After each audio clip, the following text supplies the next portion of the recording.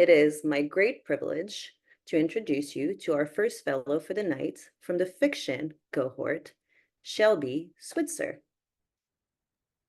Awesome, thanks. Hey y'all. I am a white non-binary person with floppy hair and glasses, and there are books behind me. I will be reading the beginning of a story in progress that I started a couple weeks ago. It is called The Tankini Chaser. Chance has traveled over 3,000 miles since Sunday, but today the only journey on his mind is the 30 yards to get to the other side of Cloud Lagoon. What Barnwell never told Chance when she convinced him to cap off her bachelorette party week with a true Icelandic bathing experience at an oceanside geothermal lagoon is that true Icelandic is marketing slang for tourist as hell, and oceanside geothermal lagoon means a fancy heated pool in an industrial part of town that in America would be filled either with art studios and expensive coffee shops or with shipping containers and no one to hear you scream.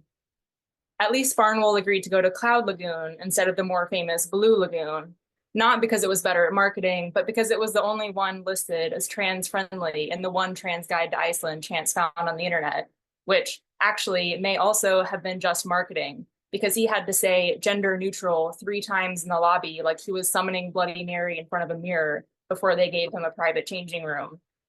And like a noob, he hadn't brought a swim top because he thought in Europe everyone goes topless. But when he heard all the American accents, he knew he couldn't go out there with his furry boobs on full display to people he might have to sit next to on the plane ride home. What if they were from Florida? Ugh. So now he's in his fluorescent orange swim trunks and half a black tankini he borrowed from Kendra. And you know what? His arms look good and his tits look good, which is all the fuel he needs to start the awkward wade from the waterfall into the lagoon to the cold plunge into the lagoon, where floats the only other trans person he's seen in this rainy, gray country. And that queer is hot. Since the moment Chance clocked them, he's been 100% aware of their location in the pool, demonstrating a geopositioning acumen that, 1, should qualify him to work at the CIA, and that 2, he hasn't employed since his aunt's wedding anniversary, when he'd already had 3 glasses of wine on an empty stomach before he spotted a server carrying a platter of cream puffs. But he was locked in a conversation with his aunt's wife, who lamented that there weren't any Butch Dykes in his generation and stared earnestly into his eyes as though he were personally responsible. So he was in the squirmy but sticky situation of commiserating, because he'd love more Dykes too, Butch or otherwise, and at the same time had to explain the liberation of not having to pretend that was him anymore.